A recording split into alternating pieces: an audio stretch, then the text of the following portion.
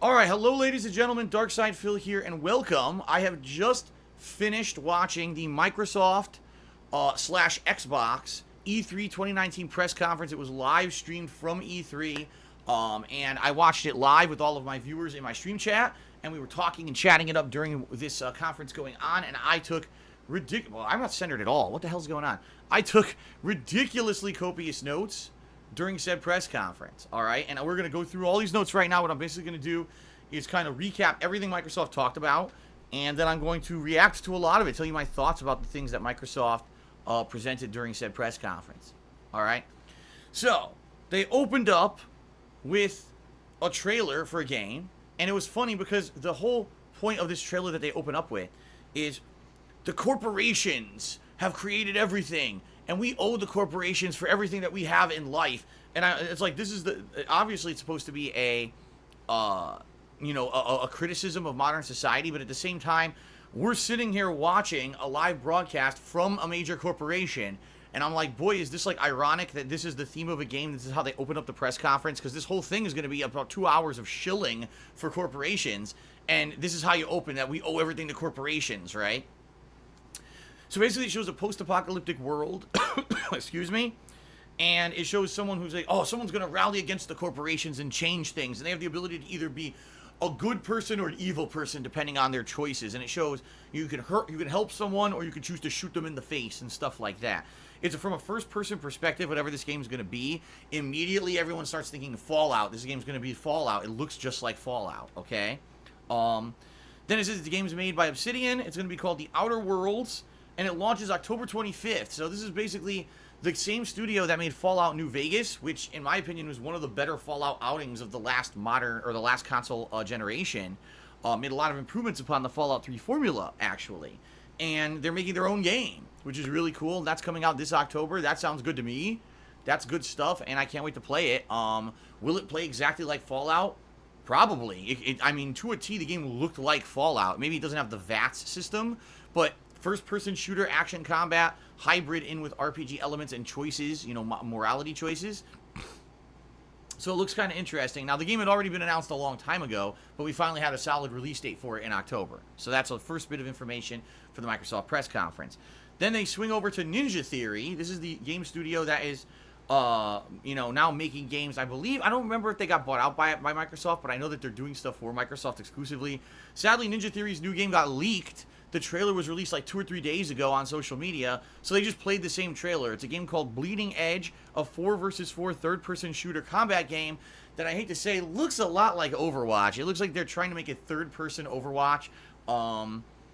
Almost looks like that other game that came out the same time as Overwatch, of which I can't even remember the fucking name of. That's how badly it flopped.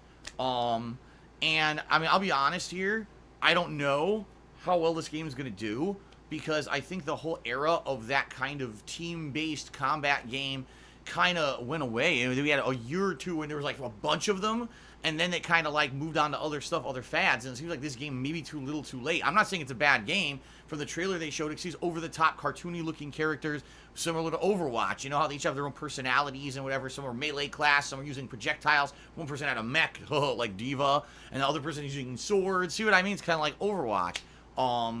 But I don't know if this game's going to catch on at all. Battleborn was the name of the game. That's right. It kind of reminded me of Battleborn when I was actually watching this trailer.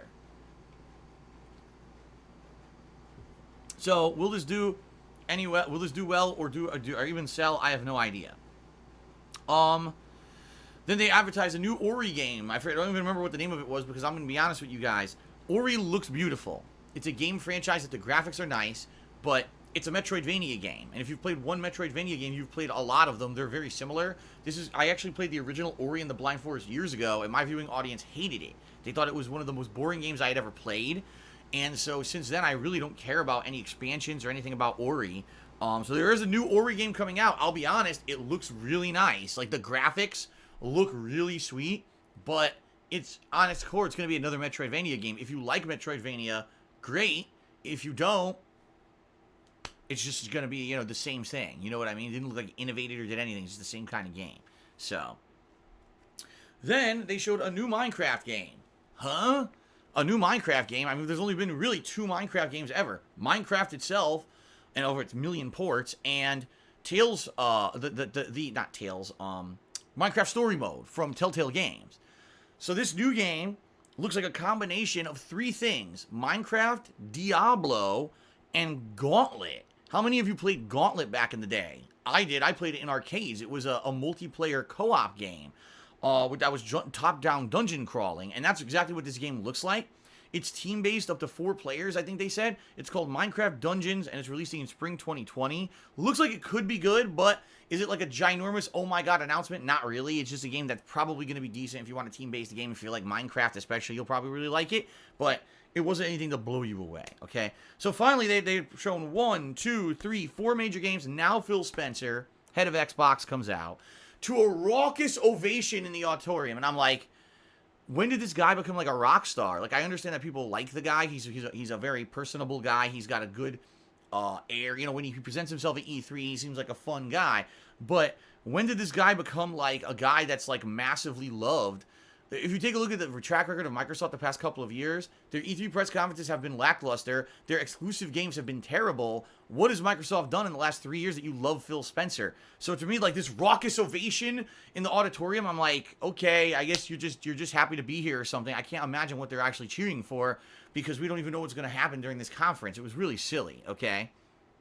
So basically he says, we're going to present 60 games today. And immediately I said to myself, yeah, they're going to present 60 games, but they're going to do exactly what they do every year. They're actually going to probably present like 20 games, and then they'll show 40 games in a montage of like 5 seconds each game, so you have no idea what the hell they are, and you'll have no intelligible idea of what kind of a game this even is, but they'll claim that they presented it today, okay? They do this every year.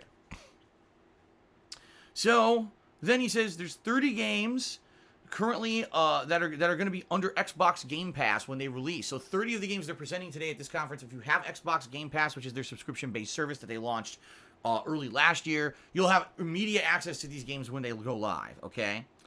All right, so then they start showing the next game, Star Wars Jedi Fallen Order. This is a game coming out November 15th, 2019. If you saw EA's digital conference yesterday, you saw a little bit about this game. From everything we see, it basically looks like Star Wars combined with Dark Souls, although I don't really think it's going to be that hard, but it seems like it's third person.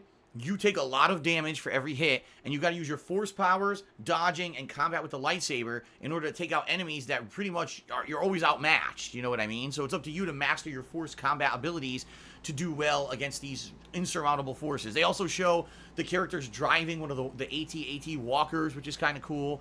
It's kind of like, I guess, a combination of like Star Wars The Force Unleashed with more difficult gameplay like Dark Souls. That's kind of what it looks like. It also showed Forrest Whitaker will be a main character in the game, much like he was in the recent movies. So there you go. And that's about it. November 15th. I'm excited for that one.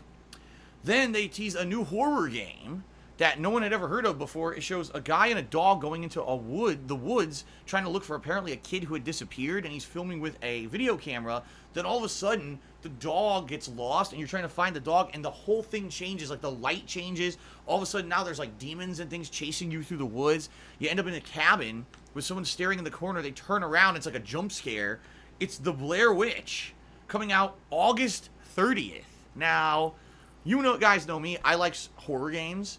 The game looks pretty creepy to me. At the same time, I've had some pretty bad experiences with horror games over the past couple of years. I mean, I just finished playing Layers of Fear 2, which was one of the worst endings I've ever seen in a horror game. So I'm kind of skeptical, but at the same time, I do like playing these style of games. So I'm kind of excited. But I got to ask a question. Why The Blair Witch? You know, like, why? Of all the times to bring back Blair Witch, I mean, this was a movie that was popular in the early 2000s. It had a sequel that flopped horribly.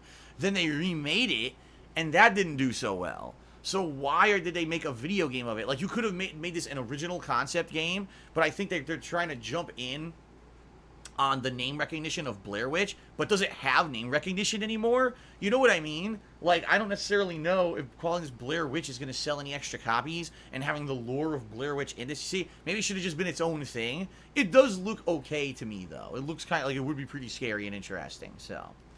Okay, so that's August 30th. Moving on. Alright, so now, pretty much, I think what was the major highlight of the conference for most people because of a big revelation that happened during this, Cyberpunk which is, what is it, Cyberpunk 2077, or whatever the hell it is. I forget what the numbers are. I just know it's Cyberpunk from CD Projekt Red. They show this elaborate trailer of two guys who basically pull a scam on a bunch of gangsters. They trick the gangsters, they make a lot of money, but then one of the guys dies, and then the gangsters track the guy down. There's some combat, he ends up killing a bunch of the guys, and then all of a sudden they show this guy, like, out in the desert, and he looks up, and it's fucking Keanu Reeves standing over him, and then the whole thing goes black, and Keanu Reeves actually walks out from the back onto the stage. And like, holy shit, so Keanu Reeves is like a main character in Cyberpunk, which he had not known until today. I guess that was a big surprise that they kept under wraps, and that's good. I mean, it's a good way to keep it under wraps. But basically, Keanu talks about the game. He says, I was excited when they told me about what the game was, and, I'm going to give you the release date. And he points to the screen, and it says April 16th, 2020. So we finally have a release date for Cyberpunk. However, I have to be very critical here, because this is my job. They didn't really show anything. Like, I understand the story now, how the story's going to start, and I know Keanu will be a character in it, but they showed no actual gameplay. And if anything, the things I've seen of Cyberpunk, they don't really focus on any gameplay, and that makes me kind of disappointed. I mean, maybe they really want to keep it under wraps until the very last moment, and they think that it's just going to sell on its own laurels, the makers of Witcher 3, right? But for me, I want this far into the game's development, less than a year it's coming out, you got to show me some gameplay. And they didn't show any. It was just a fucking trailer. It's like, dude, this is E3. This is the showcase where you want to show cool gameplay to hook people on this game, and you show no gameplay. I mean, yeah, it's cool Keanu Reeves is in the game, but some people will probably even buy the game. I mean, let's face it, Keanu Reeves is hot right now because of the John Wick movies. But show me the game. And it disappointed me in that regard. They didn't bother doing that. I mean, this is CD Projekt Red. They're really good game developers. Witcher 3 was outstanding. Why wouldn't you show the gameplay at E3? That kind of threw me for a loop that they didn't. Okay, moving on.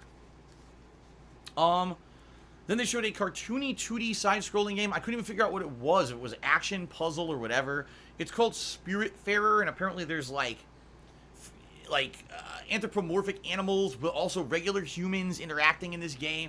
I have no idea what the game is. I watched a 2-minute trailer of it. I don't know what it is. So the trailer looked interesting, but they didn't really explain what the game was. Okay. Battletoads is coming back, a brand new Battletoads game, not a remaster like they did years ago, but Battletoads is coming back, 3-player co-op, side-scrolling beat-em-up, and the art style, in my opinion, kind of looks like Castle Crashers, if you guys ever played that back in the day, or, what was the other one, Battle Block Theater, it kind of looks like those games.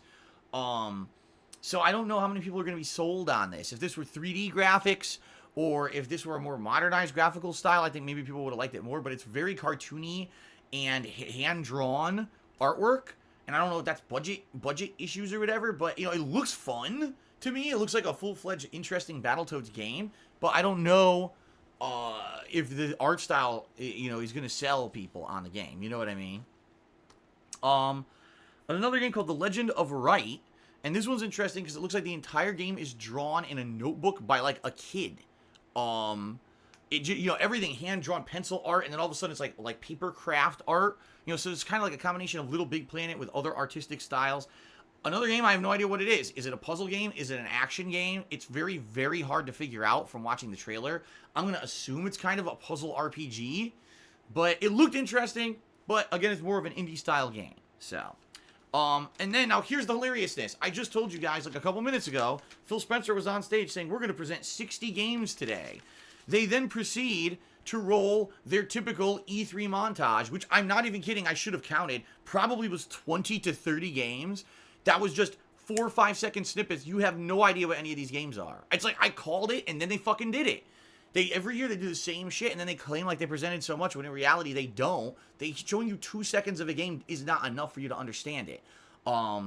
So maybe they just shouldn't bother with that. They should say, oh, if you want to find out about all these fun games, come over here and watch it online or whatever. Because for me, it's like kind of a waste of time. It's a big 5-minute montage of stuff I have no idea what I just saw. You know what I mean? And some of the games looked good, but again, it's not enough information. Now I got to go seek out all this shit myself. I don't know. Anyway, let's continue. Xbox Game Pass. My God, did they talk about Xbox Game Pass for almost 10 minutes in this presentation. No exaggeration. So a lot of things with Xbox Game Pass that have updated. Allow me to explain them all to you because there was a lot to talk about. First of all, for those who don't know, Xbox Game Pass is the monthly subscription service you pay for. And if you pay for it, you get access to a ridiculous amount of games on Xbox One, including old, generation titles from, like, I think some of them are like Xbox 360 games and, modern Xbox One games. Some are Microsoft exclusives. In fact, pretty much every Microsoft exclusive ever is included, plus legacy games, plus some other new releases as well, all get included under this Game Pass subscription plan, okay? It's the way that I played Sea of Thieves. I didn't pay for it. I got the Xbox Game Pass and played it for free, okay? So I didn't dump $60 on a game that wasn't very good. So, first they announced Batman Arkham Knight, Metro Exodus, Hollow Knight, and the Borderlands Handsome Collection are, as of right now, are live under Xbox Game Pass. Sounds good, right? Okay. Then they announced the big change to Xbox Game Pass. It's now going to be on PC as well. You're like, Xbox Game Pass on PC, then why are they calling it Xbox Game Pass? Why not call it Microsoft Game Pass? I don't get why they still call it Xbox Game Pass. Maybe they'll change the name of it eventually. But, yeah, now they have Xbox Game Pass on PC. Okay. They said it's going to include various games, like one of them was Football Manager. I don't care about that. Master Chief Collection. Okay, I guess that's good. You want to play Halo on PC. It's now included in this Xbox Game Pass. Then that launches today. As of today, it launched on PC. Okay. Now they announced a new package deal. All right, listen up. Game Pass Ultimate. All the games available on Xbox One Game Pass, all the games available for the Xbox PC Game Pass, and an Xbox Live Gold membership. Today, as a promotional rate, $1 because it's E3, but moving forward, it'll be $15 a month.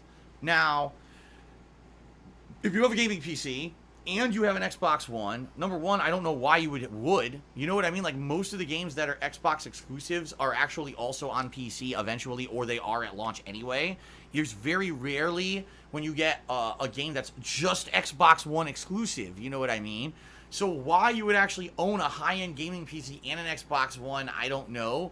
But in case you're one of those people and you want to get Xbox Live so you can play those games online on Xbox One, I could see that this is a good deal.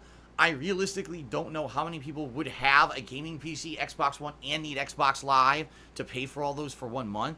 In addition, let's be honest here, most of the games that are Xbox One exclusives are not very good. We gotta be honest. They just have not been very good in recent years. I mean, all the games, State of Decay 2, Sea of Thieves, they're all flops. They're all games that are lackluster and pathetic. And honestly, the reason most people played them is because they had Xbox Game Pass. They didn't go buy these games.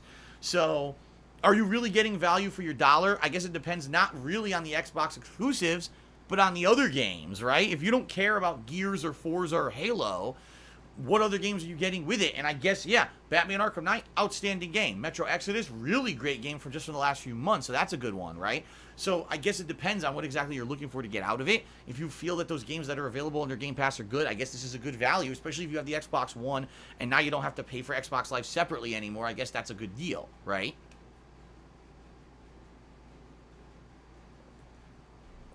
Okay. Oh, someone said Crackdown as well. Yeah, Crackdown, which I skipped completely, and then ended up being a big flop anyway, because the game sucked. Okay. Moving on, they preview a game that's supposed to be real-time 4K rendering on consoles. Most games on consoles aren't running at 4K, even on the Xbox One X, and the ones that do don't run very well. It's Microsoft Flight Simulator returning, and they show all kinds of locations. Egypt, major cities like Seattle. They actually fly over the Space Needle right here in Seattle where I live, and all kinds of stuff. And I'm like, I mean, it's cool if you're into flight, and flight sims great. I don't know if that's necessarily a game that's going to appeal to mainstream audiences in 2019, but it's cool that I guess it's coming back. It hasn't been around in quite some time, and it looked beautiful. So, there you go. Flight enthusiasts might like it. Alright, moving on. Age of Empires 2 is getting a definitive collection released this fall, and it's going to include a whole new story-based campaign. Great. Age of Empires 2. Anyone know when that's from? You'll be surprised if you look it up, because I played it on PC in the 1990s, I believe, or early 2000s. It's that old of a game, so I don't know if this is really a big deal or not. Then there was a game that was weird, because the gameplay looked like XCOM, and it was a little bit more like over-the-top, weird, cartoony. Like, it had neon colors and shit. And there was gore and stuff in it, mutants. So you're like, I guess it's post-apocalyptic. It's supposed to be set in Colorado, Colorado Springs. It's called Wasteland 3. And it's funny because I'm watching this and I'm like, it doesn't look bad, but I don't even know what Wasteland 1 and 2 is. I guess this game, Wasteland 3, is coming out at some point. Okay. A man named Matt Booty. That's right. Booty is his last name. How unfortunate. Came out and announced we have now partnered with Double Fine. We have taken Double Fine Games under our wing as one of the new exclusive Microsoft studios. And I'm like, wait a minute, Double Fine Games. Let me rack my brain. Oh shit. Tim Schafer? Yeah, the studio that made Psychonauts and the studio that recently made Broken Age. How many of you remember the Broken Age debacle? I remember because I was part of it. I liked Tim Schafer games until Broken Age, when Tim Schafer literally took everyone's crowdfunded money and ran with it and never produced the second half of the game. What he did is he re-released the first half of the game with a few new puzzles and had one of the worst endings ever in gaming history rehashed to claim that he finished the game when he really didn't. So I'm not excited about this at all. Tim Schafer is a scoundrel, in my opinion. He hasn't made a game since then, by the way. Or if he did, he's crowdfunding another one that no one fucking knows about. Like, why would you want Tim Schafer under your umbrella? This was one of the most controversial things in the last, 10 years in gaming. Where he crowdfunded this game that ended up being completely unfinished, and he rushed out the second half in the same locations as the first half because he basically wasted all the money. He squandered all the crowdfunding money on frivolous shit, I guess, and didn't have enough to really do a second half of the game, so he just rushed it out. By the way, Tim Schafer, also one of the most controversial figures in the gaming community because of things he's said and done, people he's insulted. He's not a very, how can I say, professional and likable guy. You know what I mean? So I don't know why Microsoft is, celebrating this guy's under their umbrella. You're actually, in my opinion, this is my opinion, you're asking for trouble. You know what I mean? This guy is infamous for trouble, and now you've invited him into your company. I don't get that. But anyway, they announced Psychonauts 2, which we already knew was in development. There'd already been information that Psychonauts 2 was coming out. So they ran this trailer, and the game kind of looks like Psychonauts 1's remaster. If you guys remember, I played Psychonauts 1's remaster. I think it was on Xbox 360. It could have been PS3 years ago, and it kind of looks like that. It looks like 2 generations old graphics. And I'm not surprised because that's kind of Tim Schafer. You know what I mean? Oh, I promised the world, now here's the game. It looks like shit. So, I mean, by the way, no release date or anything for Psychonauts 2 at all. They just showed this trailer. The trailer makes the game look okay, but I don't know. I have no confidence in this at all. By the way, I liked Psychonauts 1. I played Psychonauts 1 and thought it was a really decent game. But since the debacle with Broken Age, I have zero confidence in this guy and his game development studio, especially because they really haven't done anything since then, and that was a long fucking time ago. So, I don't know why people would be excited about this announcement. To me, it's kind of a non-announcement, okay? Okay. Continuing on. A new Lego Star Wars game. Huh? Haven't there been a million of those? Yeah. Well, now they're doing Lego Star Wars, a one called the Skywalker Saga, and apparently this game is going to have stuff from all 9 major Star Wars films in it, but it's a new game. It's but wait a minute. Lego Star Wars Original Trilogy was those games to a T, had all the parts for those games, all the scenes from those movies in a game. Then they did the prequel. You know what I mean? They've done all these before, so it's it's weird that this game is coming out and they're acting like it's something new and they are claiming it's a brand new game. This is not a rehash. It's not like a collection. It's supposed to be an original new game. I don't know. The thing is, I like the Lego games. I've played them in the past, and I think Lego games are really good games if you just want to relax and do something that's not too crazy demanding. It's a way to get a lot of achievements and stuff on Xbox or trophies on PlayStation. It's certainly not an amazing, riveting, oh my god experience style game, but they could be pretty relaxing and fun when they actually work and aren't buggy as shit, which I've had some experience with. But I don't know. Is this game something you want to play or not? I don't know, man. Alright, continuing on. There's a new Dragon Ball Z game called Project Z. We already knew about this as well. See, it's a lot of information at this press conference we already knew. It's an action RPG hybrid game coming out early 2020. They literally just show the same exact scenes you've seen from Dragon Ball a million times in a game engine. Oh, look, Goku's fighting Nappa. Oh, look, Goku's fighting Vegeta.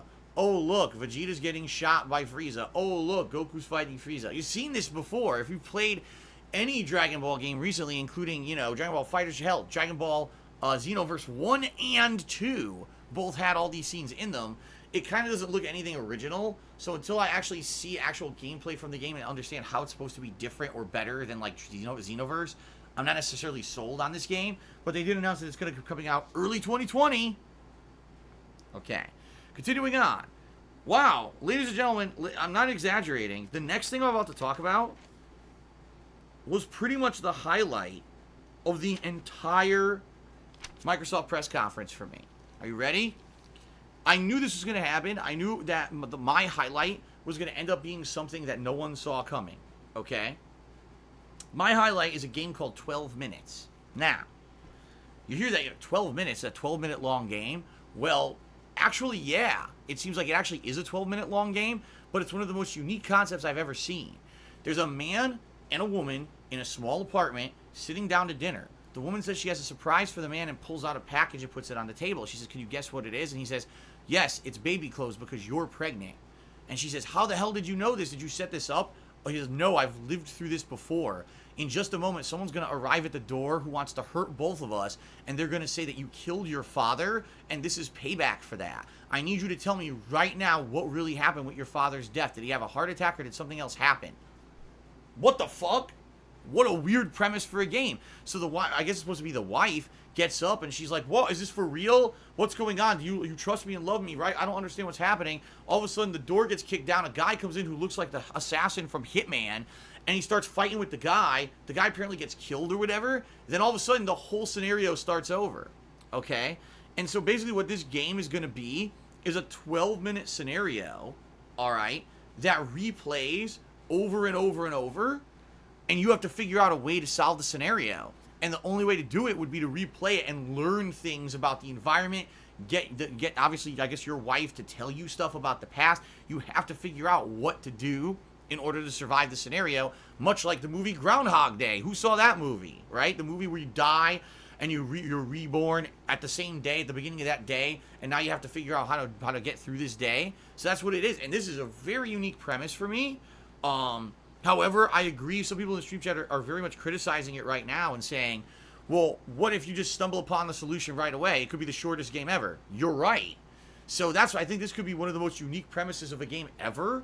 In regards to the fact that, you know, you may be someone who just gets lucky and figures everything out, or you could be playing this game for hours and hours and hours and never figuring out the correct scenario. Maybe there's multiple scenarios, right? Maybe you could see different endings depending on the different choices you make. That could be true, you know? I don't know. It seems unique and interesting in that regard. So this is actually a game I'm very interested in. 12 minutes. But sadly, no information on when it's being released. I was like, man, I wish they would have said this summer. I was like, oh shit, that's when I'm going to be checking out. But they didn't say that. So Ultimate Shadow just said maybe 12 minutes could be a Heavy Rain caliber playthrough. It could be, but again, it's not like Heavy Rain where there's so many characters and that. I think it'll be a playthrough that's fun for like 1 to 2 streams tops. But it all depends on how fast you figure stuff out, right? Majin Buu is saying it's released now, right now, but I don't know if it really is. I have to look that up. I don't know if it's actually released now or not. They did not say that in the conference, okay? Continuing on. There's another game called Way to the Woods. This is a game where you play as a mother deer and either the daughter or son. It's their offspring, and it looks like it's an exploration platformer puzzler where basically you're trying to explore where you are and get through a city and get back to the woods. You use your antlers to light the way. Your antlers can light up for lighting effects, but there's puzzles and things that you can solve. You can send your offspring off to do stuff while you do stuff to solve puzzles and the like. Seems like a pretty interesting game. If you like that kind of thing, not amazing, groundbreaking, but at the same time, it seemed pretty cool. Alright. Gears of War 5. They spent so much time on Gears of War 5. And you know, you got to understand, Microsoft does not have that many exclusives that are worth talking about, especially high-profile AAA style exclusives anymore.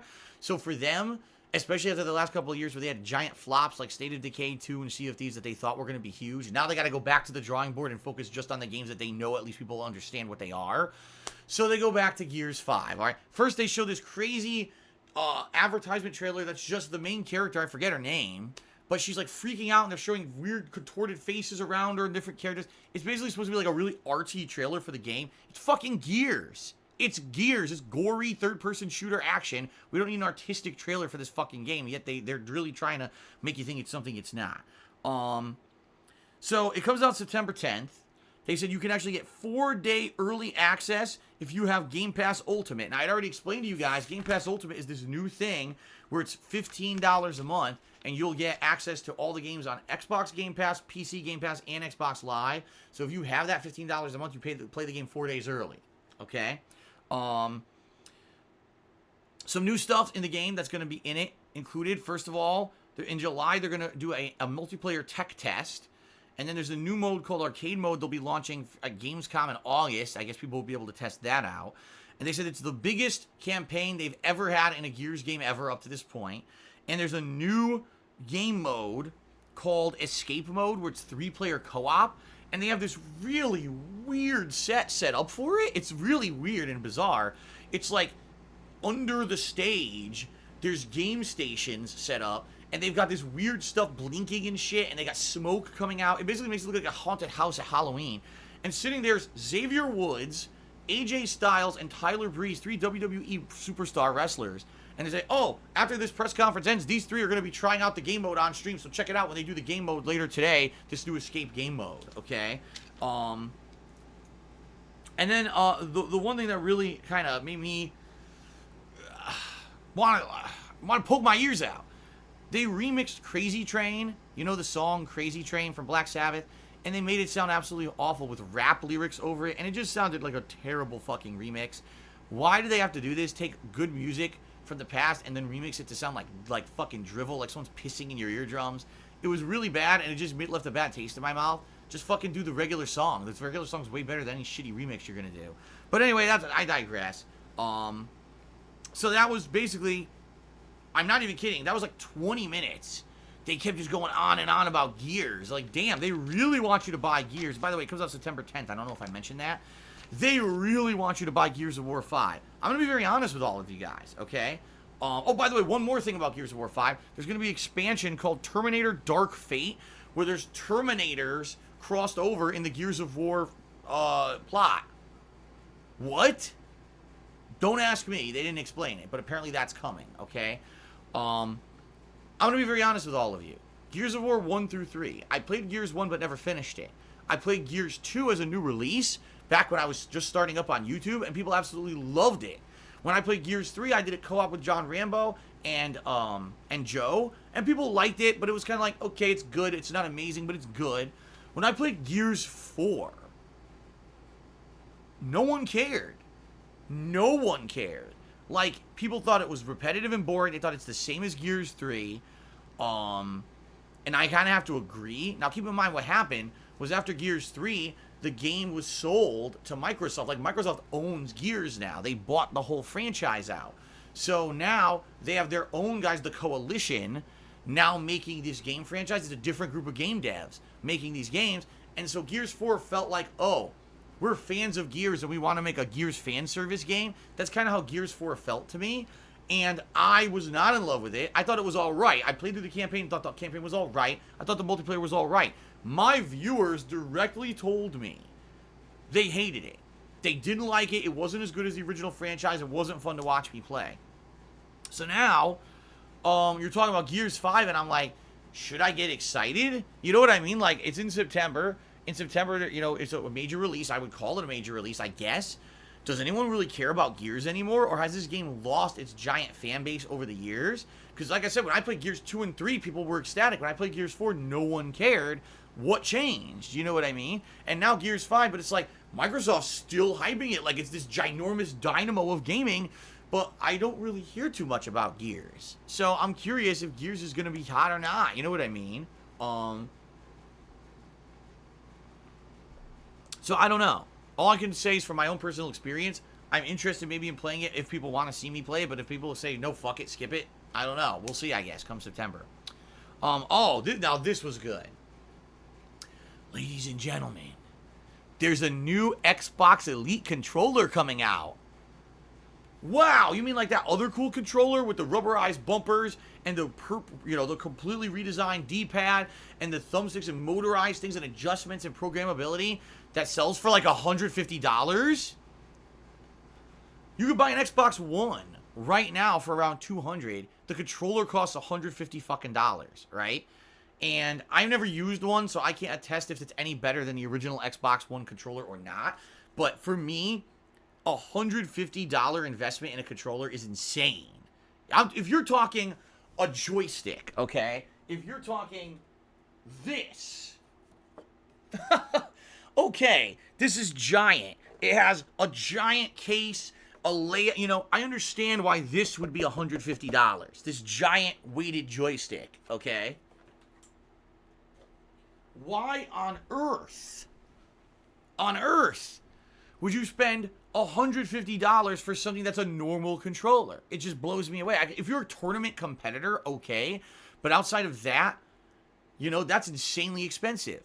So now they announced this new one. So what are the improvements in the second wave? Oh, we redesigned it from the ground up. Now it's going to have programmability, so you can program different button presets you can switch between on the fly for different games. And we redesigned this and that. They're naming certain things. I guess some of the major things, it now has a built-in rechargeable battery. It has Bluetooth connectivity instead of the proprietary Xbox wireless connectivity. And also it has a recharging station it comes with to recharge the battery. And they said the battery can last up to 40 hours. Admittedly, Xbox controllers are pretty good. I like the Xbox One controller, the Xbox 360 controller. They usually last a long time. But, okay, great. They redesigned it. So obviously they want to appeal to a mainstream audience, so they discounted the price, right? It's probably like $100. It's $179.99. What? Now, the other thing that gets me, we're at the end of the Xbox's life cycle. Like, we know the new Xbox is coming out. More than likely, it will have a new controller for it. You're going to drop $180 on a fucking controller at the end of a console's life cycle? What the fuck are you thinking? You know what I mean? So, for me, I'm listening. I'm like, who are they advertising to? Unless they think there's like thousands of people out there with insane amount of money to blow on junk. You know what I mean? But that's just nuts to me that they actually spent all this time on it. $180 fucking dollars. That's almost the cost of the console. All right, continuing on. Dying Light 2, they showed a trailer. Didn't show any gameplay whatsoever. The main character's name is Aiden, and apparently he's infected, so that's going to be interesting to see how that ties into the game. And people were speculating he's voiced by Troy Baker. I don't know, maybe sounded like Troy Baker, but I couldn't necessarily 100% say yes or no. And it's coming out in spring 2020. You're seeing a pattern now, aren't you? A lot of the games are coming out in 2020. Yeah, there's a big running pattern during this press conference. Forza Horizon 4. When you think Forza Horizon 4, you think, wow, really stylized, simulation-style racing, realistic representations of the cars that you like, driving through all these environments. If you remember, Forza Horizon 4 focused mainly on the change of seasons in Great Britain, or the UK. I apologize, I probably said the wrong thing, and people are going to be angry at me. And I really liked the game, don't get me wrong. So what's the new DLC pack for Forza Horizon 4 going to be? Everything is awesome! Everything is cool when you're part of a team. That's right, Legos. Lego cars. That's what I think about when I think Forza. I think Lego cars. Ladies and gentlemen, I hate to say this, they've run out of ideas. And not to say that Forza's a bad franchise. I like Forza Horizon 3 and 4. That's one of the worst ideas for a DLC I've ever heard in my fucking life. You play Forza for simulation. Who wants to simulate driving in Legos? But that's what it is. They had a big elaborate trailer for it, acting like it's the biggest thing. They had a fucking McLaren made of Legos on the fucking stage. Anyway, I think that's available June 13th if anyone's interested in wasting money on that. Then they showed the same game that they showed last year. It's a Funko Pop, or Pop, what do they call it? Pop, those figures, those collectible figures. Gears of War game for mobile, and that's coming out at some point, and they didn't really even show much gameplay. It looks like shit. State of Decay 2. First of all, I gotta take show of hands. How many people actually thought they were gonna show something for State of Decay 2 at E3 2019? That game sucked. That game flopped huge. If you look at sales, it was a horrible flop game. Most people only played it via Xbox Game Pass. It was not as good as the first game. So why the hell are they showing this? Well, because there's a brand new story-based DLC. Wait. Story-based DLC? And it features two different groups of survivors. One is, I guess, two African-American sisters, and one is a guy looking for his family, a white guy looking for his family. And it seems kind of interesting, the stories. And I'm like, wait a minute. My number one criticism of State of Decay 2 is that they removed the fucking story that was in State of Decay 1. In State of Decay 1, yeah, it was about survival and making camps and taking out repetitive bases and whatever, resource gathering and crafting and finding survivors and growing your numbers, your ranks, but there was an ongoing narrative. In State of Decay 2, there was no ongoing narrative whatsoever. It was just basically a zombie sim game, and they took all of that fun narrative out of it. So here we are a year later. By the way, State of Decay 2 released in May 2018 and flopped. June 2019, story-based DLCs coming out for the game. How about it's fucking free because you didn't give me a story when I bought the game last year, assholes? But no, of course you gotta pay for it, and that's coming out right now. It dropped during the conference. Talk about a DLC like 2 people's gonna fucking play. No one plays that game anymore, and certainly no one's gonna spend more money for a story that should have been in the fucking core game last year, and that's why the game was a ripoff. Talk about being off base, okay? Oh, I am reading cheers and everything, but I'm waiting till after. I told you guys, I gotta finish this up, and then I'm gonna basically cumulatively read all your cheers and give you shoutouts at the end of this stream, okay? Alright, Phantasy Star Online 2 is coming to Xbox One in spring of 2020 as a free-to-play game. Now, Phantasy Star Online has been around, a bajillion years. I mean, if I remember correctly, wasn't it like on Dreamcast or some shit? Like, I swear it's been around that long. Now, Phantasy Star Online 2, I don't know when it actually launched, but finally, I guess it's getting a major Western release. If you like that kind of thing, great, but I certainly don't know anything about, you know, how popular this game's going to be for American audiences. I don't know. I don't know much about it, okay? I was right, it was on Dreamcast, and apparently Phantasy Star Online 2 is an 8-year-old game. Okay. So a company named Smilegate apparently now is making games for Xbox One. The game is called Crossfire X. They show a trailer of a bunch of, like, military types trying to kill each other, and I have no idea what the fuck the game is. They showed zero gameplay and explained nothing. Oh, that's coming out in 2020. Great. What is it? You did a terrible job. You literally wasted everyone's time by showing a trailer that showed nothing about what the fuck Crossfire X is. You wasted everybody's time. Congrats. Tales of Arise, the new Tales of game, coming out in 2020. See what I mean? The pattern? Everything comes out 2020 at this press conference. Looks good. Like the graphics, woo, they look good. It's the same kind of anime stylish characters, but now the visual effects, the flame and magic and stuff looks amazing. Looks really groundbreakingly good. I think this will be a pretty good game to play at launch. The Tales of games, I've played a few, like Tales of Vesperia, and a few others, and I've liked them. So I think that this Tales of game will be pretty good, and I'm very much looking forward to it next year. Okay. Borderlands 3 showed a trailer. And it was funny because the trailer showed no real gameplay, and it showed a bunch of shit that happened that would never happen during the game. Like, literally, like 50 enemies on a big ramp, and a team of like 4 people all going up the ramp. One has a shield out, one's shooting, one's doing abilities. And like, this never happens in the game. Never. Doesn't ever happen. So anyway, Borderlands 3 comes out in September. We already knew that. September 13th. There's a new free DLC for Borderlands 2 if you own the Handsome Collection, featuring the Siren. And I guess what it's supposed to do is bridge the gap between Borderlands 2 and 3. So if you have Borderlands 2 under the Handsome Collection, congrats, you can now play a new story-based DLC that apparently just launched, but they didn't really explain anything about it. Okay. Alright, so now, something we were hoping we were going to get a lot of information about, we got zero. Elden Ring.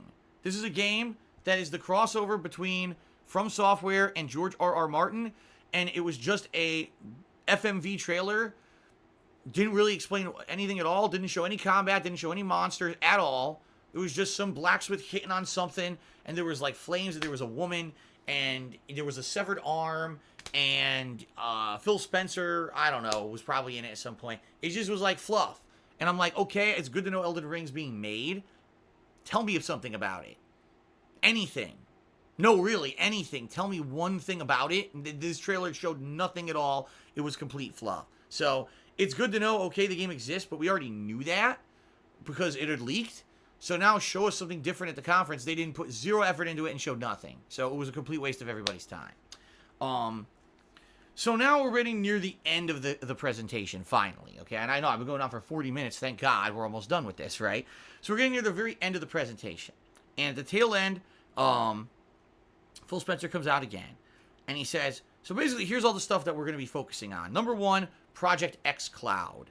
This is the ability for you to play your games on any Xbox One console anywhere. So you're at your friend's house, you log in as you can play all your games. You're at the booth in the mall, you log in as you can play all your games. You're at Microsoft themselves, their game dev studio, you log in at one of their consoles, as long as it's connected to the internet, you view the cloud, you can play all your games, okay? I like the concept, I don't understand how it works. Like, he didn't explain, is this a live, are you streaming the games without ever downloading? Because he mentioned game streaming, and he says that he wants game streaming to be a big thing, but Google's doing that with Google Stadia, right? Sony's already doing that with PS Now. What is this? Is this going to be like Google Stadia? Is this going to be a similar to PS Now? It never really was kind of explained or fleshed out. He didn't explain how it relies on internet connectivity or anything. It just seems like I'm going to present a big lofty idea to you and not really flesh it out whatsoever so that you think that it's great, but in reality, you have no idea what it is. He says it's going to launch in October, and that's all he basically said. Now, he said, then they moved on to start talking about their next console, which is, they start talking about what it's going to be, and they show this big montage of what I'm assuming can be game developers and or console developers working for Microsoft, and they're all talking about what's going to be in the new console, the new Xbox console, okay? It's going to have an AMD processor that apparently they worked with AMD to develop. It's a custom-made state-of-the-art processor, an SSD drive, solid-state drive, which apparently makes games run up to 40 times faster. Yeah, because solid-state drives are fucking faster. Maybe you should have put it in your last-gen console, because they did exist when Xbox One launched. You just didn't bother on doing it, and that's why the console's slow as shit. Claiming that games will run on this up to 120 frames per second.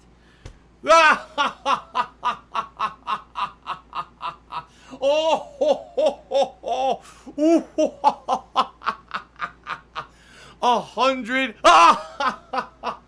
120 frames per second on a console. On a console. I'm sorry, but I have to give a loud bullshit belly laugh to that one.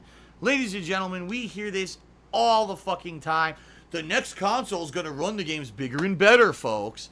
And it's like, dude, you had Xbox 360, Xbox One, Xbox One X. None of these consoles have run a single game consistently at 60 frames. Like, if you look at it, it's always sporadic, you know? It is always sporadic. What games are 60 frames, what games aren't? Most games don't perform well at high resolutions when it comes to frame rate. They're claiming the next Xbox console is going to run all the games at 120 frames. That will quickly be forgotten. The other thing that I always laugh about when they brag about this shit with the new console, just because you put the capability of that into the console does not mean that the game developers who make the games for said console are going to utilize that. And it has to be said, Microsoft does not make very, very many good first-party games. So you're relying on third-party companies to take your hardware and somehow utilize it in a way that they're going to get this massive performance boost, when in reality what happens is these game companies and game devs port their games to Xbox, PlayStation, PC, Switch, and when they do that, they don't have time to focus in on, oh, when you're on the best version of the next Xbox, it'll run at 120 frames. They don't bother with that. It's too much money investment and time investment for them to make it work like that. So in reality, even though they claim, oh, it's 4 times the power of the Xbox One, and it's going to be this and that, the proof is in the pudding, and every time they brag, it never performs that way. Never does it perform the way that they claim it does. So for me, I just laugh. I'm so skeptical that you're going to tell me the games are going to run. If games can't run consistently at 60 frames per second now, what makes me think that if I spend more money on your next console, games are going to run at 120 frames? You're so full of shit. I'm sorry. Okay. Continuing on. They keep talking. I mean, this montage went on for a good 5-6 minutes, and there was no substance to it. It was them promising the world, oh, everything's going to be instant and fast. Everything's going to be 100 million frames, and it's going to be amazing. Co-op on the fly, blah, blah, blah, blah. All promising the world, and nothing of any substance, okay? So then finally they go back to Phil Spencer. The new Xbox will be called Project Scarlet. I hope it's not going to be called Project Scarlet. I hope it'll just be an Xbox Scarlet or just Scarlet. Microsoft Scarlet, not Project Scarlet. Like, that sounds really stupid. But anyway, coming out holiday 2020. I was dead on with my prediction when people have been asking me this year, Phil, now that there's rumors about when the new consoles are coming out, when do you think they'll be? And I said, I'm feeling the end of 2020. Boom. I mean, I hit it nail on the fucking head. Holiday 2020 release. And the big announcement, according to the people at Microsoft, ready everyone? Drum roll. Hold on.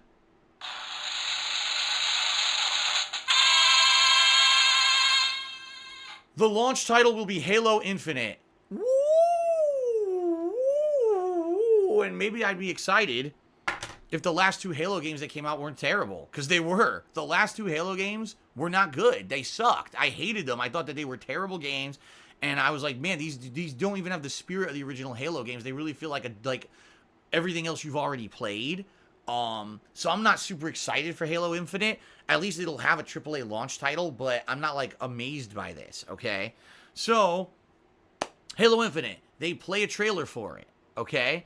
And what it is some guy is in a ship that's derelict in space. He's there for a long time because he grows a beard. Then all of a sudden, he discovers Master Chief is floating in space in front of his spaceship. So he brings him in, he powers the suit, turns it on.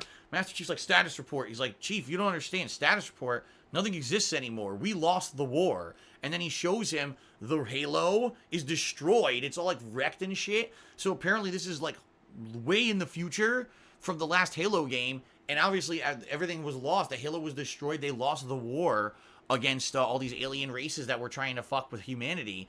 And, you know, and then Master Chief says, fuck this, we're gonna fight. Because he doesn't say fuck this. He says, we're gonna fight. And he grabs a gun and he walks off. And that's it. No gameplay, nothing at all whatsoever. Not a big surprise. But I guess this is the first way for them to tease that Halo will be a game as a launch title for Xbox Scarlet, I guess. And that, you know, Master Chief is back. Okay? So, woo! How exciting, right? Not super duper blown away. At the same time, it's at least good to know there will be a AAA game that will be part of the launch titles for Scarlet, okay? And that is it. That was the Microsoft press conference. It was over 90 minutes long, and I would say out of all the things that were presented, all right, let's go through it. Outer Worlds looks good, and that's October 25th. Great. Blair Witch could be hit or miss. I don't know if it's going to be good or not. Star Wars Jedi Fallen Order looks pretty good, but we don't know. It comes out in November, but we already knew that. It wasn't something exclusive to the Microsoft conference. Cyberpunk, it's good we know when it's coming out, and it's good to know Keanu Reeves is in it, but we didn't really get any new information outside of that. Xbox Game Pass Ultimate is probably a good deal for like a couple thousand people out there. That's about it. 12 Minutes looks like a really good game that I'm interested in.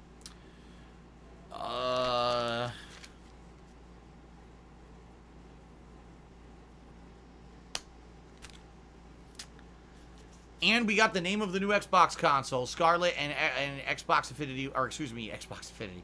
Halo Infinity will be, or Halo Infinite will be a launch title for it. They could have done this conference within 20 minutes and cut out 90% of it, and it would have had just as much impact. It was mostly fluff and mostly things that weren't very interesting. And then there were, again, some of the what the fuck things. Ninja Theory's game that already leaked being presented with zero new info, and it looks like a Borderlands ripoff in third person. It's probably going to flop. Hold on. Oops, I ripped the page off, but that's okay. Nothing even there on that page. Nothing even interesting to speak of there. The new Elite controller costing $180. What the fuck? Who are they appealing to there? It doesn't even make any fucking sense. I mean, that's insanity in my opinion. Bringing on Tim Schafer and Double Fine, in my opinion, is a non-announcement, and it's actually a negative for Microsoft. They have no idea what the fuck they're getting themselves into.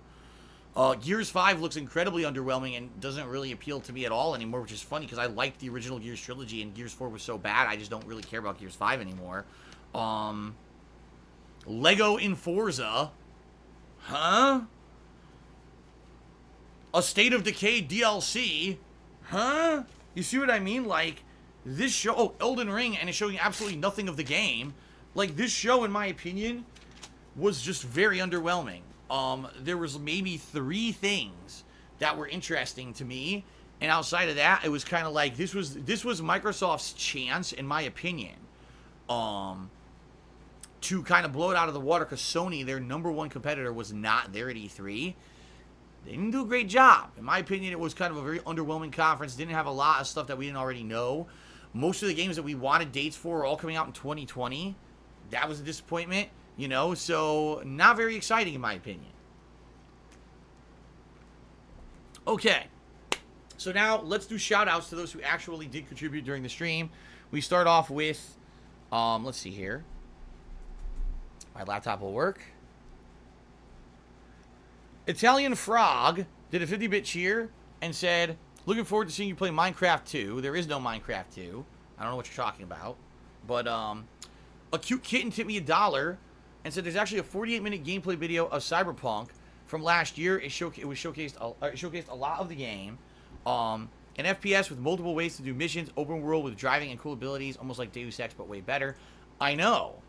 That's not the point I'm making a cute kitten. This is 2019 E3. This is not last year. Now is the time. You said the release date. Keanu Reeves is a major character in the game. Sell me on it. Show me some amazing, groundbreaking, holy shit gameplay that we haven't seen before that's going to make me want this game. No, instead we're going to show you a 5-minute story-based trailer. Maybe... I mean, I'm trying to think what else. There wouldn't even be another press conference, right? They're not paired with anybody else, so that was their chance to shine. And in my opinion, the Keanu Reeves part was great, but they kind of blew it. They should have shown something and they didn't, you know. But that's the point I'm trying to make. Rubidor cheered. He says, if you have Gold and Game Pass Ultimate is the same price, so it's a no-brainer in that case. Also, they convert your Gold membership, so for me, they won't charge me until November. So if you're already a Gold member, you can get Ultimate Game Pass for free. I am a Gold member, but I don't have Game Pass. Italian Frog cheers. A shout out to Monster Energy Drinks for giving me these bits. Here you go, Phil. Well, thank you, Italian Frog. Mark Sarang resubbed for 13 months. Thank you very much, Mark Sarang, for a 13-month resub. Dream Yusuke cheers. I'm so tired of these Lego titles. Like, here's the thing. Lego titles definitely have a place. And I personally can attest, I like Lego games. I think that they're fun to relax and watch and play. And when they're not serious games. It's not a game when you're playing a Lego title. You're not, oh my god, this is a serious game that I'm doing a crazy high-level playthrough of. They're easy. They typically, you know, there's no sacrifice for dying in the Lego game. It's not a big deal. There's replayability for finding all the hidden Lego pieces and stuff. There's tons of replayability for unlocking characters and vehicles and shit. So they're fun. But this is so weird to me because you've already released Lego games for the games in question. Oh, we're doing a new Lego game called the Skywalker Saga with all 9 movies in it. You already made games of all 9 movies. So what the fuck is this game? You know, I'm so confused. What is this game? I don't know, man. Straight Cash Homie did a 100-bit cheer. He says the Gears 5 trailer was so disappointing. Well, yeah, because, I mean, in particular, really, let me get you up here. There's not much original stuff you can really do with Gears that much anymore. Like, you play a Gears game, you know exactly what to expect. Cover-based third-person shooter, may have some big set pieces and explosions, maybe a boss fight here or there, and a little bit of story and stuff. But you know what it is, you know, it's Gears 5. We've fucking seen this game 5 times before, and 4, like I said, 4 literally felt like these were fanboys. These were the big fans of the Gears franchise trying to make a Gears game. It didn't feel like a genuine Gears game. It felt like tryhards trying to make a Gears game, all right? And in reality, that's what the Coalition kind of is. You know, they're in a new studio now making these games. It's not the original dev team making these games anymore because it was sold outright to Microsoft. So for me, it's kind of like, you know what I mean? It's just not selling me on Gears 5.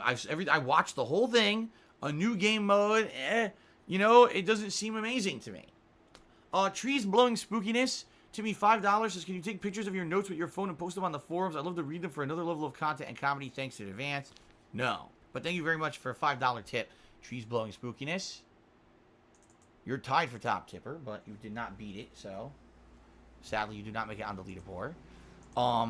Cockroach Truffles cheers that will you upload your copious amount of notes for us to read later? No. What is it with everyone asking this now? Is this, again, a new meme? Big Boy Abides cheered. He said we need a remix of Crazy Train with the lyrics of two Jin Big Tig middies from your pre-stream. Also, great stream, classic DSP and community feeling during these. Thank you very much, Big Boy Abides, for the cheer. Honest Bomber, tip me $1 says, do you find jokes about 9/11 Simulator funny? What? No? I can't tell how far we can go with edgy jokes in the stream chat. I didn't make any jokes about that, so I have no idea what the hell you're talking about. Scott tipped me $1 says, they released 48 minutes of gameplay footage for Cyberpunk. Didn't you watch it? That should sell you on the game. That was last year. They need to show me something now. Unless you're telling me there's 48 new minutes of gameplay. That wasn't from last year. Okay. But it's 2019. You can't rest on your own old laurels forever. I want something new. Okay, Keanu Reeves is in it. Okay, it comes out spring next year. How about the game? And they didn't show anything at this press conference. Again, I'm only reviewing this press conference. Okay? Alright. Continuing on. Timbo Slice cheered. He says, I have an Xbox X with 4K TV, and I can tell you Xbox X does games in true 4K and 60 frames when possible. You can't attack Microsoft for giving game devs tools to make amazing games, and they refuse to use them. All Xbox first-party games are 4K and 60 frames on the X. Timbo, you've completely missed my point. You have. I'm not saying, oh, shame on Microsoft. I'm saying, okay, but don't tout it like something big. Because you know, in reality, you're not going to have great games running at 120 frames per second. For that to happen, Microsoft would have to have good first-party games, and they don't. If they said, oh, we're going to put out amazing, groundbreaking first-party games that are going to run at 120 frames per second on the Scarlet, great, but that's not happened. What happens is every year they have Sea of Thieves, State of Decay 2, these lackluster games. Gears 5, that's really nothing revolutionary. You see what I mean? This is my point, is if you're going to tout that as a bit, oh, we created this processor from the ground up and it's going to run games at twice the frame rate. Great, now make games that do that. Not has the capability and doesn't live up to capability. You have to prove to the consumer that capability will be utilized. And when you're relying solely on third-party game sales because your console has no good first-party games, I don't care that it has the capability to run 120 frames per second. That's the point I'm making. They need to start pumping out great first-party AAA-style games that people want to play if they want people to care about their new console having crazy capability. PlayStation has that and has had that. Since this whole console generation, Xbox has not. And that's the problem here, okay? Dorky did 100-bit cheers. Isn't it annoying how many reveals are just cinematic, no-context, generic action shooter scenes with rock music slapped on top? Little to no defining qualities. Yeah, dude. What was that game? I gotta find it. Crossfire X? I don't know what the fuck that was. Like, you wasted my time completely. You didn't show me, you didn't tell me what it was. You didn't show me gameplay. It was a generic trailer. I have no fucking clue. It could be a card game. I don't know. It could be a puzzle game. It could be a gem breaker game on a fucking mobile phone. I literally have no idea at all. So, you know, for me, like, I agree with you. Why? If you're going to announce your game, great. But have something of substance to show me of your game. And if you don't, then don't bother showing me your game. I'm just saying. Timbo Slice Cheers said, you have seen nothing from Xbox first-party games from this show, dude. Play them first. Play what? Gears 5? We know what it is. It's underwhelming. Halo Infinite? We have no idea what it is yet. You're again making my point. You're making my point. They don't have good first-party games. If they had them, they would have showed them. And they didn't have anything. This was the year. There's no Sony at E3. Blow me away with a press conference. Wow, we hired all these game studios, and here's an insane amount of great AAA first-party games we're releasing, so you want that Scarlet. All they showed was Halo Infinite. That was it, and it didn't even show the game, just the trailer. So for me, no, they didn't do a good job. I'm sorry, you can disagree with me, all right? You can disagree with me, that's fine, but from my perspective, they did not do a good job. You didn't sell me on the Scarlet yet, because I want to know why I want it, and Halo is not the reason. You know, Halo's already gone off the rails the last 2 games. The franchise stinks. I don't care about Halo Infinite. Show me something else that I want the Scarlet, right? Now, what we want to see, this is what we got to do. We got to be fair. When Sony eventually does reveal their new console, whatever it may be called, will they say, oh, by the way, here's amazing games coming out with the console, right? That's the reason you want it. We'll see. Right now, Microsoft has one. We'll see what happens with Sony, okay? James the Beastie just cheered. He said, if Gears 5 is the best that they have to offer, then Xbox should pack up the next generation and not even bother with Scarlet against the PlayStation 5.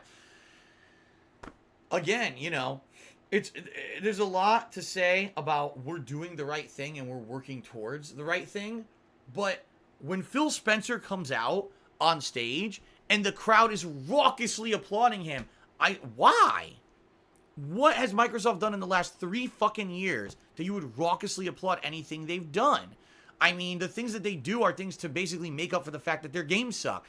Xbox Game Pass is the way for you to play games like Sea of Thieves, State of Decay 2, and We Happy Few, which you never would have paid for otherwise. So if they didn't have Game Pass, all these games that all the time and effort went into would never be experienced by anyone. So it's kind of like, here's the way to make you experience the games we fucked up. You know what I mean? But where is the reason to play Xbox? Where's the reason that I wanted to watch the Microsoft conference? 12 minutes. That was the best thing out of the whole conference, in my opinion. All right? So that's just my opinion. It's hilarious. Oh, you're an Xbox hater.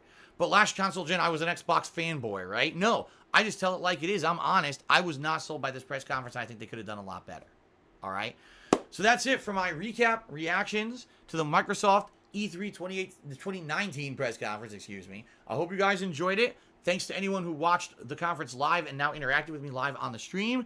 Keep in mind, there's way more stuff coming in the near future. There's 3 more big press conferences I'll be covering, all right? So thanks, everyone, very much for watching, and I will see you for the other conferences soon. Later.